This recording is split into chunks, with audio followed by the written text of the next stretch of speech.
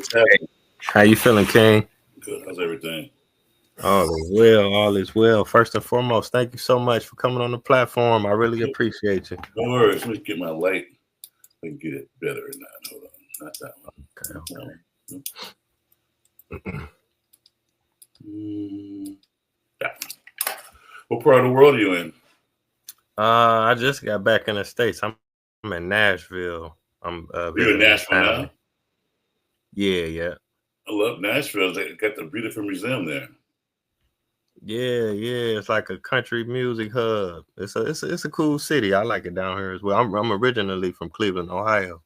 Oh, okay. Ohio. Ohio's a great. Okay. Ohio is maybe the greatest state for soul and funk music. I think it is the greatest. Yeah, a lot of people don't know. You got Zap, you got Boosie, you got the OJs, the Ohio players. You got some strong musicians that came up out of there. Bobby Womack, Nancy Wilson, Mm, Peter Baker. You know what I mean? yeah. Rod Temperton, everything's London. And Robert Heatwave is Ohio. What's my man's Mm, name? Steve Arrington. LA is from no, not LA. No, LA is from Ohio. John Legends is Ohio. I mean, yeah. it goes on and It on. goes on and on. Yeah. I interviewed I don't know if you're familiar with Tiger Martin. He was one of James Brown's drummers. Oh wow, Mm-hmm. nice. I mean, sure, that's one of the documentaries I'm working on is Ohio because Lakeside. Names just go on and on. But the question becomes, why Ohio? Even you think Yeah. about there's Ohio, there's Michigan, and there's Minnesota. What is it about that area, about the Midwest, if you will, that musically makes it so important? Yeah, that's interesting. I definitely look forward to that. Yeah, So for the viewers who may not recognize you, you do so much work behind the scenes. Let them know what your name is and definitely where you from. J. Kevin Swain. I'm from a small town called South Central LA. Wow. Okay, but that's a mighty small town. It's Big a shout out mighty to small town Central. indeed. Yeah, for sure. Palm trees, nice grass, fruit, everything you could make you imagine. Of course, when I say of course, John Singleton, South Central, very accurate, incredibly accurate. Snowfall, Boys in the Hood, and such.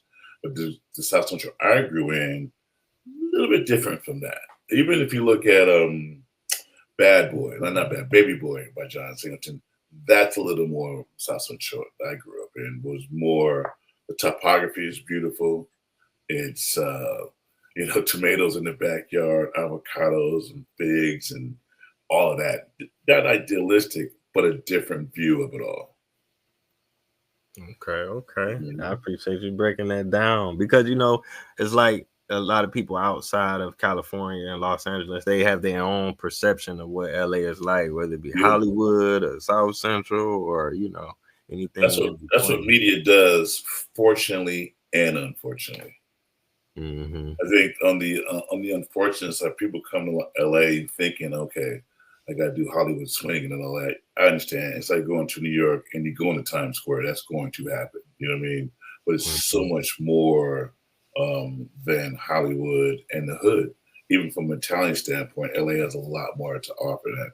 But when you come here, you're not going to think about going to Rolling Heights or Garden Grove or any of the South beaches, Laguna, and all that. You're thinking about coming to Roscoe's and the Hollywood Boulevard and Venice Beach. That's how it goes. Yeah. Now I can ask you this. Now, when did you develop this passion for, like music and film? Was that something you got into early on, or did you kind of pick it up later in life? As I look back on it, I wouldn't say it happened early, but didn't know it, of course. Where I grew up in South Central, there were garage bands like in the alley across the street from where I live. And I was, given the right to go and hear that music. It was safe. And walk across the street, walk on the side of Mr. Burry's house, boom, there's music right there. And I loved live music really as an early child. But I also would say sixth grade, it was my responsibility every Monday morning to plug in the speaker for the assembly and raise the flag. So I'm going to say a combination of loving live music and responsibility got me into production. And at the same time, there was a film my sister took me to see in the drive-in by Joe Cocker, who just got inducted to the Rock and Roll Hall of Fame. And the film was called Mad Dogs and Englishmen. Joe Cocker, I think, he's a Brit. He may be from Wales. No, Tom Jones is from Wales. Yeah, he's from the UK. And it was a concert film. I thought that was the coolest thing. I was like, I like this. I'm not gonna say I knew then that I knew what I wanted to do, but over the years, like everybody else, I'd watch Soul Train, American Bandstand, Don Kirshner's Rock Concert, which is a late night live music show, and then the Midnight Special, which was hosted by Wolfman Jack, a well-known DJ of the time. And so I'd stay up late and watch, live music shows. And then also there was a show called In Concert. In Concert was a live simulcast concert show that here in LA you can watch it on Channel 7 KABC, but it was also simulcast on a rock station here at 95 and a half KLOS. That was a simulcast, what we call right now a live stream, right? This is in the 70s. And so you can turn on your radio and put on 95 and a half and hear this exact same concert you're watching.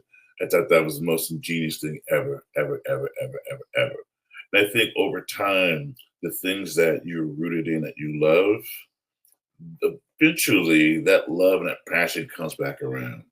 So it came back around, I'm going to say, my first job in business was in '84, and it was the Red Fox show.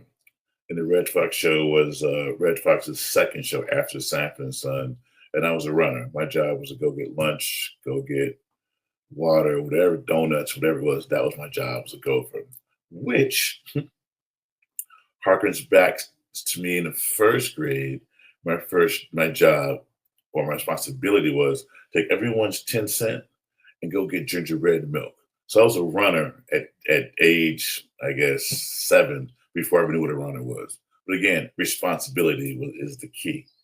And then fast forward, I began to I did the Grammys as a runner. Love that. Realized I like this space more than the sitcom space. I did a show for Patti LaBelle, also as a runner, and Luther Vandross was on it, Amy Grant, and I want to say somebody else is on that show. I forgot. But it was a great opportunity for me to say, oh, I like this variety TV thing. That took me to a documentary called Motown on Showtime. Now I'm getting into the music space. I'm like, I like this music thing. I can understand this. And then after that, I worked for Robert Townsend on an HBO special called Robert Townsend and His Partners in Crime. I'm going somewhere with this. Robert Townsend had these film vignettes he would do, the bold, the black, the beautiful. And during a live concert, a screen would come down and he'd project these film vignettes that were created. Like it was it was a soap opera about a vegetarian fast food king and a rib king. It was funny and think about it. And all the shenanigans that go on with that, right? So he goes to the Wadsworth Theater in Westwood, screen would come down, projected. Eazy E came to one of those tapings, and his good friend Steve Willis brought him to the show to see it. And Eazy had this great idea that he wanted to do he wanted to do his first music video called We Want Eazy. And what he wanted to do was do film vignettes and have the screen come down in his music video, and he's performing from jail. And he busts out of the screen and We Want Eazy. Got it. He wanted Robert Townsend to do the music video. Robert just was too busy to do it. Guess who's next up? I get a call maybe 3 in the morning saying, Kevin, well, do you want to do it? I'm like, I guess so. I knew nothing about directing, nothing about anything. Because I hadn't really been on that side of it. I'd been on more of the logistics side. So my first music video was We Want Easy. Now, love of music. I had no idea who Eazy E was. Didn't have a clue. Didn't have any inkling who he was. Well, what I did know was the song We Want Bootsy, which was the same song. We Want Easy as We Want Bootsy. And I was like, oh, just because it's Bootsy Collins, I'll do the video. No idea, nothing. But I love that song. I had that album. The album is the name was Bootsy, baby. That was the album. And I remember that song. And he did it basically exactly as Bootsy did it, just changed the words. And at the end of the video, we went to the Apollo Theater and shot shot Eazy E and Bootsy at the end of the video. So all these things kind of came together at the right time, at the right place. That's how I got started in music videos and on the music side of things. Wow, that's tremendous. That's a lot of history and it's inspiring. You got to work with some icons early on. Now you said, even though you was doing the running, did you ever get a chance to interact with Patti LaBelle or Red Fox at that time?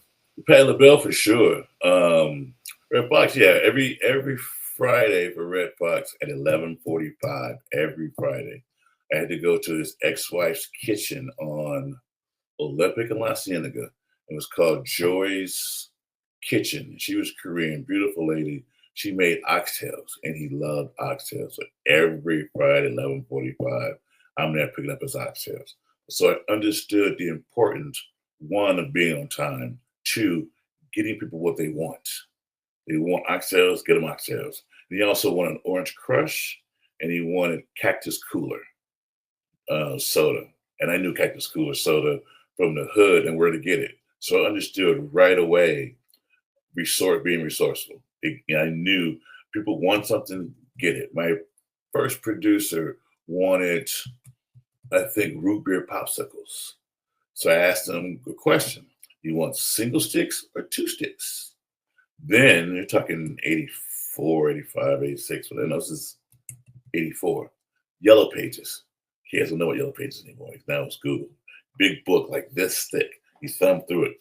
The ad was, let your fingers do the walking through the Yellow Pages. Popsicles. Where do I get them? But understood being resourceful. So that was Red Fox.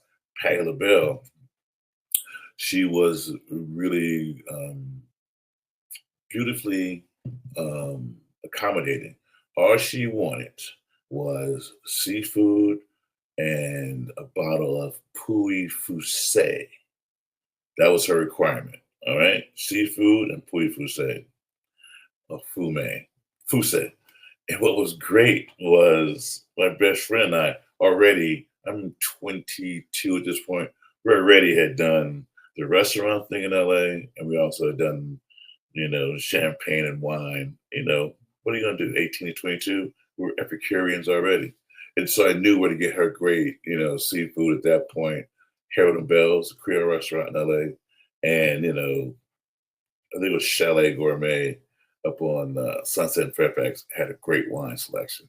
So you understood how to come through for people. And when you come through, people respect you and they also can count on you. So you go on for bigger and better responsibilities. Wow. Okay. I appreciate you sharing that. Yeah, you mentioned some key things, man, that stick out, your consistency and like you say, being on time. That's definitely It's important. everything. And work ethic, that's Mhm. definitely important. Now I can ask you a little bit, like you say, you wasn't really familiar with Eazy E, and I guess he was a new artist then. It's hard to imagine him now as being a young new artist. Mhm. But did you get to interact with him and NWA and Oh, yeah. looking at it in hindsight, No, the Big no Two, the question. Peak? What was that like? I mean, then it's like we're working, and it's always been about the work. But at that point, Easy had been a bit of a hood legend, if you will. He was selling, cassettes out of his trunk and CDs out of his trunk. So he's making money already. He was already deep in the game. All right. I didn't know he was. But you asked about knowing them. It's great to this day. Ren, Ice Cube, Yella, and Dre. If I see them, it's like, oh, it's right away. It's instant. Their first video is my first video. It's instant connection, and it's beautiful that way. In fact, you're talking about relationships and connections and how important it is to nurture relationships, stay in touch, if you will. I'm at a D'Angelo concert. Guess this is '87, same time as the video, right? I'm at a D'Angelo concert because I had free tickets because I was working with Don Cornelius on the Soul Train Awards. Got it. So it all comes together. So with the House of Blues up on Sunset, didn't really know who D'Angelo was, not yet. I mean, he had that one hit song, but his album was like bananas. Dre is in kind of a VIP section by himself, and I kind of walked past him. What up? What up? What up? You know, what up? Good to see you, so on and so forth. And he says to me, "Are you still doing music videos?" From this is now we're fast forwarding.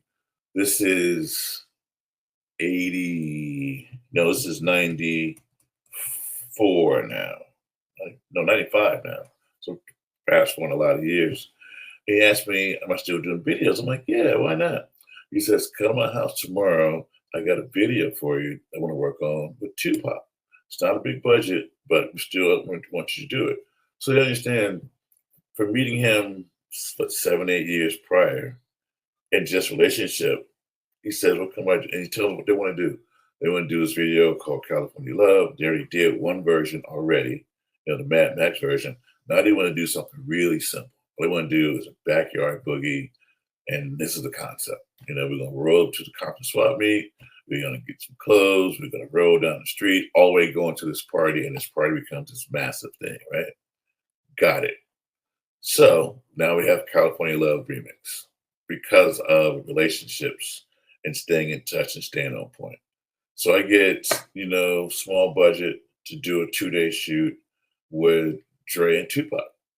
From drone all the way through Compton, down Crenshaw, supposedly to this big mansion, which is in Orange County somewhere.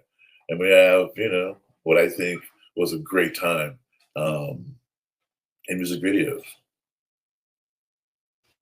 Yeah, man, that's a classic right there. That California Love, especially like you say, the house party. It was off the hook. 40 was there, Quick, and everybody. Was it Yeah. like a real party? Yep, a real party. Chris Dog, Cake, the whole bit. It seemed authentic, man. Like they really had a good time. Yeah. That's real It was, cool. it was very authentic from the standpoint of this is what we're doing. Do what you do. Roger Troutman, do what you do. I'm not going to tell you how to dance, what to do. Just do your thing in your section. Camera's going to hit the whole room. We didn't shoot that long. It wasn't that long of a day. It really wasn't. We spent more time maybe on the pool shot than anything. But it wasn't a very long day. Maybe we got out there in 10, 12 hours. Wow. All right. Big shout out to Roger. Yeah. Now you worked with Pac a lot, quite a bit. I mean, because it's like he was only with Death Row for a few months, but it seemed like years and years of work. Right.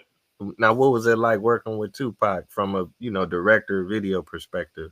The guy was incredibly professional. When I say professional, don't waste his time. And I'm the same way, don't waste my time.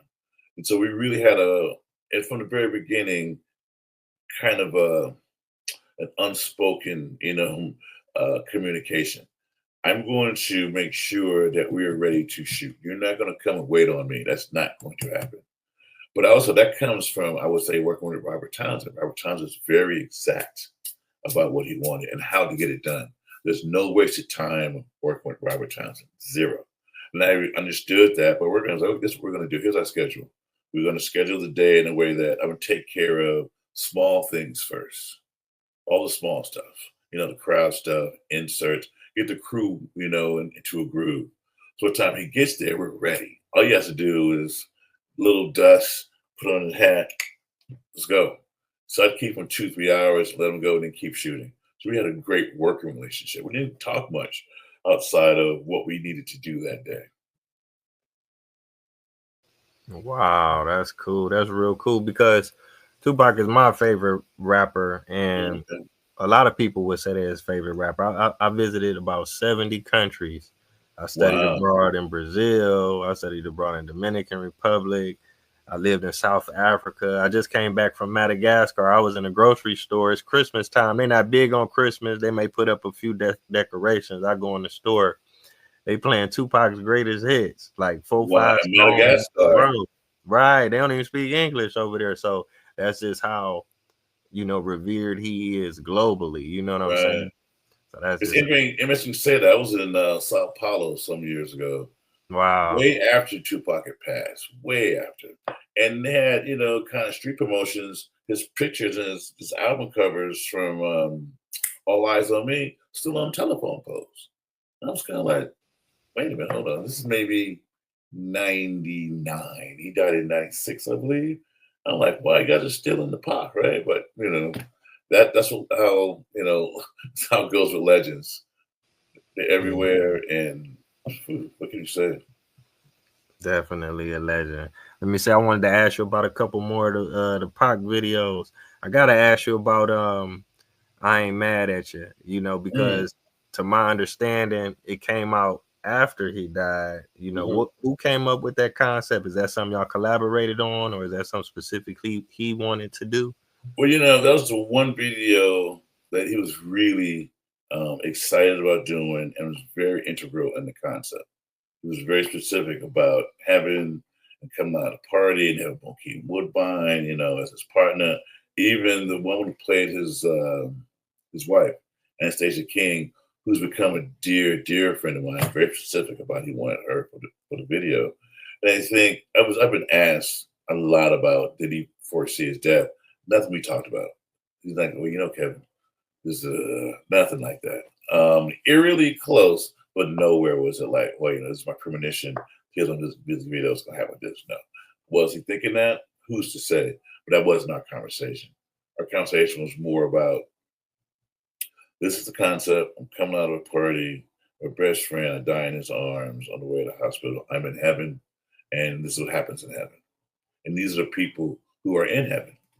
That was the fun part, deciding who was in heaven because we don't know. We don't know if we're being judgmental. Red Fox probably isn't. If we're being judgmental, if we're judgmental, maybe he's not in there.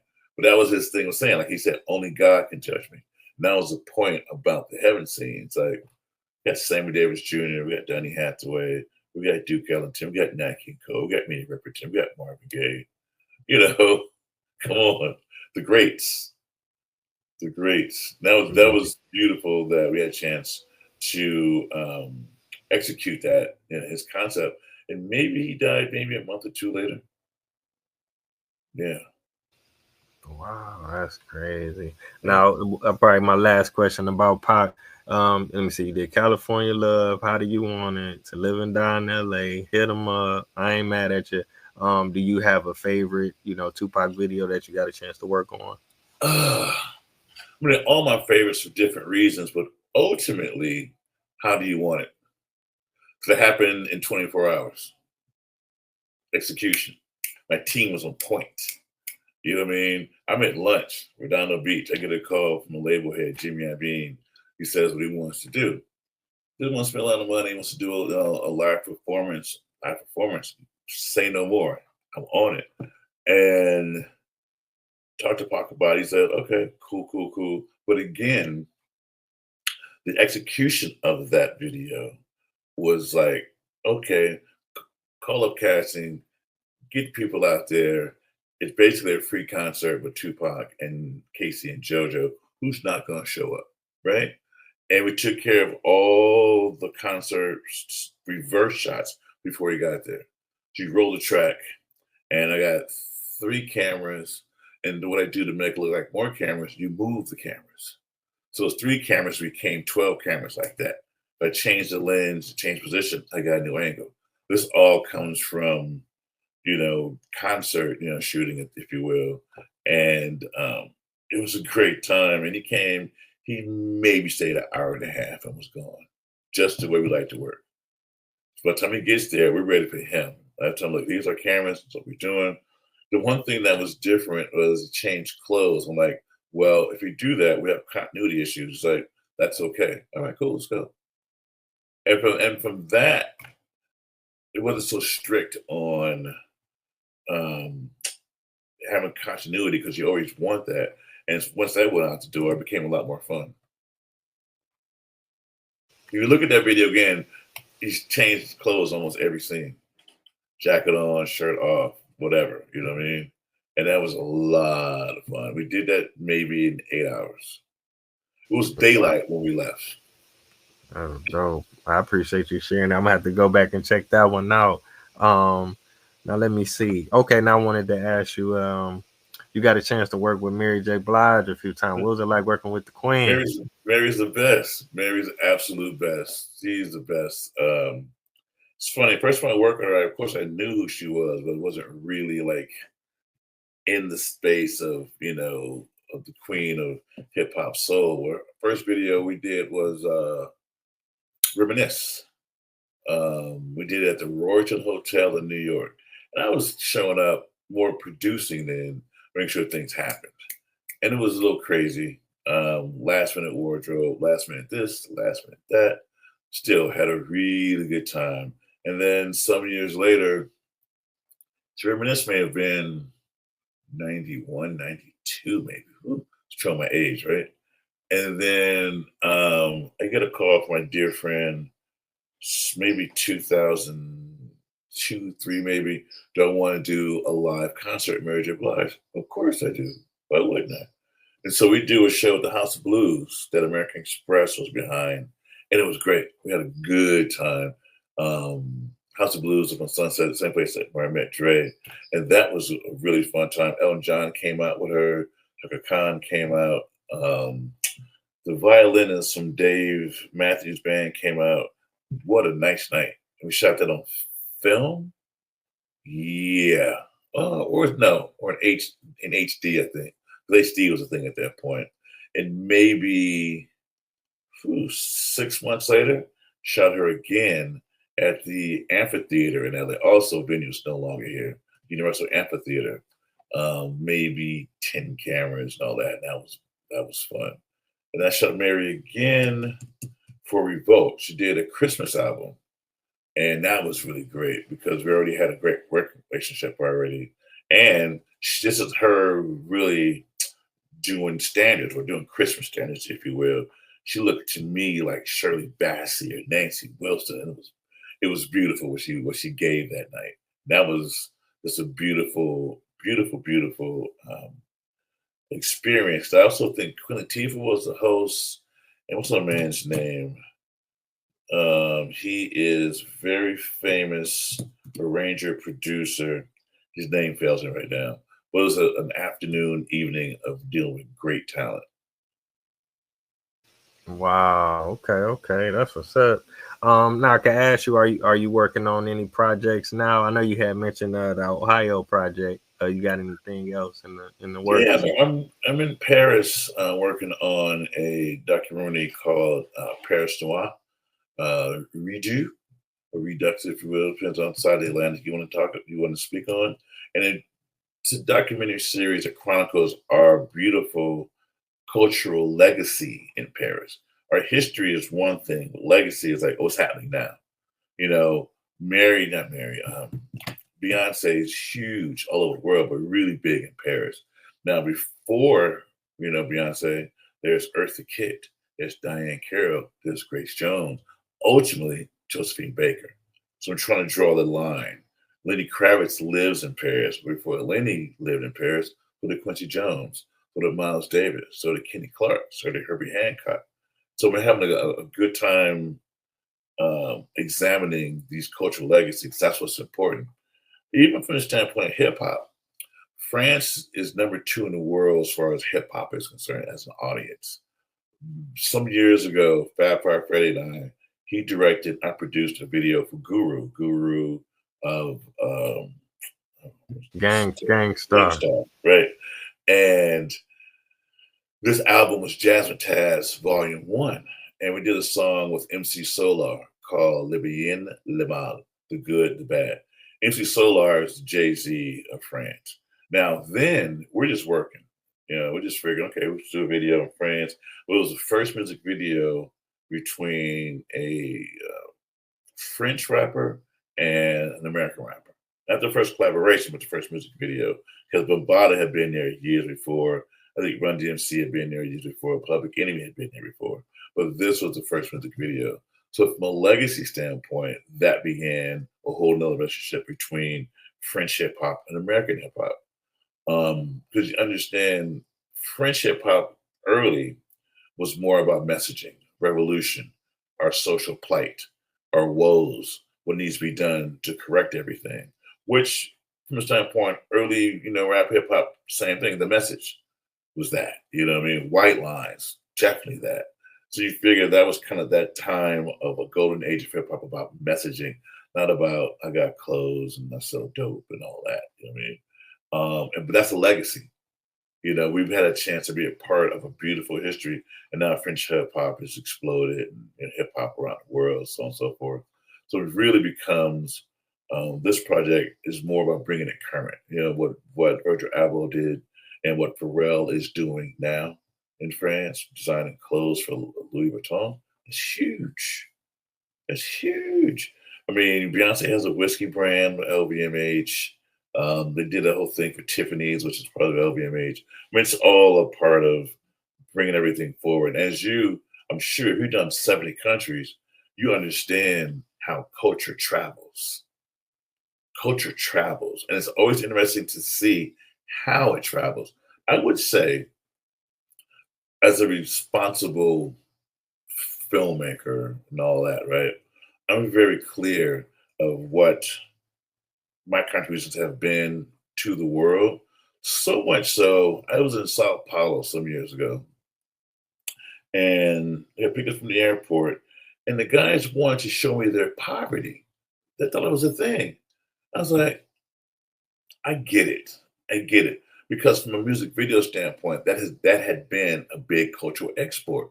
Look how terrible life is. Because you don't understand the words, you see pictures.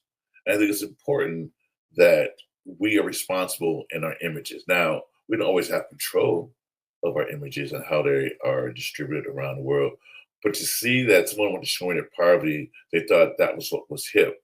It was kind of gut wrenching. I was like, man, I'm trying to go to a restaurant. I got a nice suit and my suitcase. I'm trying to go to that linen cloth. You know what I mean? I'm trying to chill. But I understood what their messaging was. Yeah, yeah, indeed. I mean, you took it all the way back to Josephine Baker, but it's a great appreciation for hip hop culture. Like the true hip hop. Definitely in Europe and all around the world. So, like you say, so many people can relate, and sometimes they may gravitate to one aspect more than the other.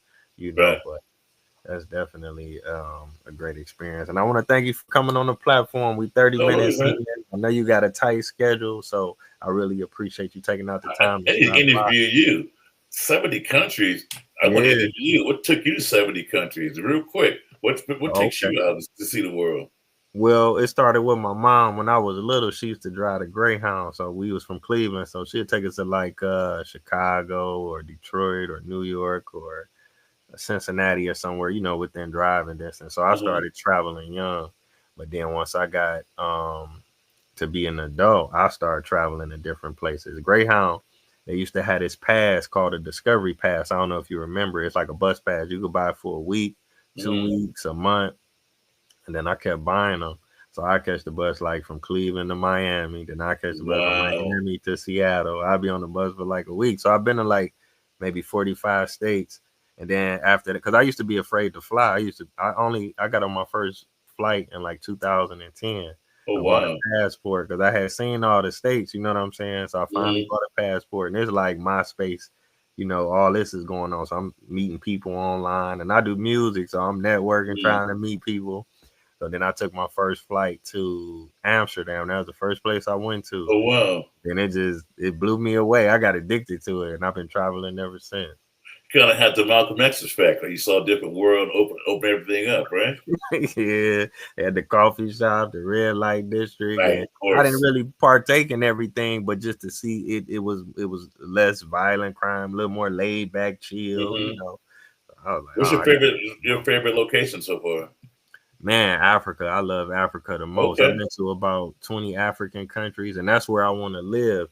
So the last couple years, I've been kind of just hanging around Africa, bouncing around, going to different places. So I Nice. stayed in Ghana a year. I did Madagascar for 6 months. So they crime and they violent crime and gun violence is real, real low. It's still a lot of Hmm. poverty for sure. Yeah, They're yeah, not yeah. as technologically advanced, but the cost of living is low. You can, afford to eat and Oh rent a yeah. place, have a decent life. Good for you, man. I encourage you to tell other brothers about what you do. Maybe Yeah. that's, I mean, I'm just saying, we just Hmm. met. Maybe that's something you can encourage because, I think as we encourage each other, we grow.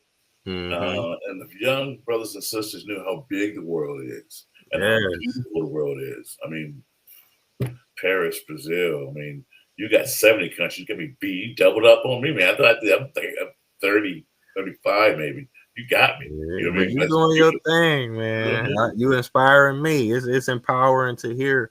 Like you say, you just starting from raising the flag or having to go get lunch for people to just working your way up, being consistent, being persistent, and you can get there. Oh, That's the yeah, thing yeah, they yeah. gotta realize. You can get there. It's not No impossible. question.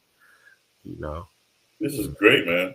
And thanks for hooking with Phil Keller. I talked to him. Phil Yeah, was good guy. Phil's a good brother. He was responsible for me getting my job at the Apollo Theater back in '87. So I saw his name in the ad, and I worked with his brother Rick. I was like, I need to Right. call him. I need to go. I'm gonna work at the Apollo Theater. Did you And get in touch with him? oh yeah, yeah, yeah. We're gonna meet in a week Okay. and a half. And I worked at the Apollo in '87, '88, I guess. But world Mm, has not been the same since. I moved to Harlem. First time I moved out of the house. Man, man, that's a talk for a whole other day. You know what I mean? What a beautiful thing that, this is like a you know, culture shock going from South Central to Harlem. yeah, but it was beautiful culture shock. Yeah, It yeah. was gritty, it was grimy, fried chicken on the street corners and everything, much like you see in Nigeria. You know what I mean? I was Hmm. like, okay, I can relate to this. And but walking to the Apollo Theater, which I Wow. knew I lived on 135th and 5th, which is the same neighborhood as UNIA, Marcus Garvey. His headquarters is right there. And also the Schomburg Institute's on the corner.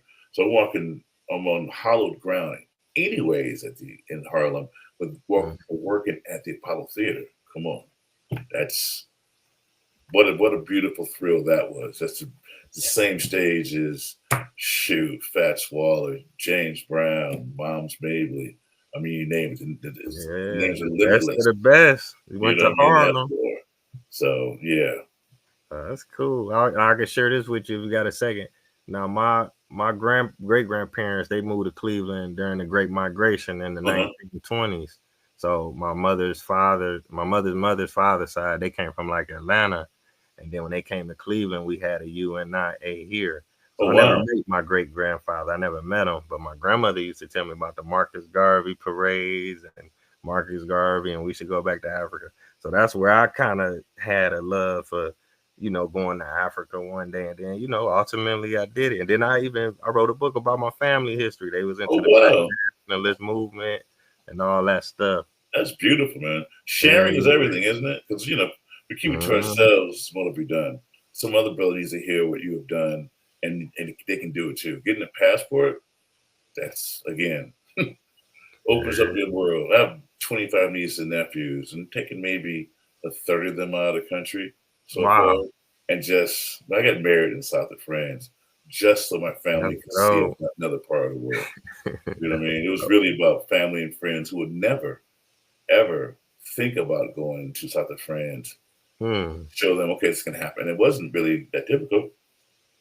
Save your money, get a passport. That's it. Maybe less yak, what I mean, if you Mhm. will, and more savings. You never know what could happen. Indeed, indeed. So yeah, I ain't gonna hold you, King. I'm gonna edit this up and maybe I'll drop it tomorrow. Then I can send you the links. You need anything else, man? Let me know, okay? Definitely, definitely. Be safe out there. Be good, man. Be well, man. All right, take care. Later. Mhm.